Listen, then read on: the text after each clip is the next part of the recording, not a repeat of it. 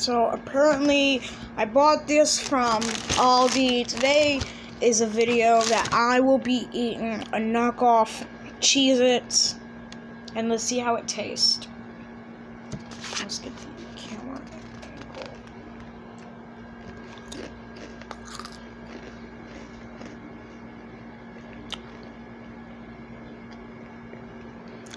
angle. It tastes pretty good. Not actually lying. So I give this Cheez-Its. This is called the Baked Cheez-Its crackers.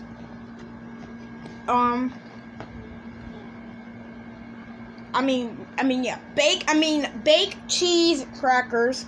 You can find these at Aldi's. I give this 9 out of 10. So that's it.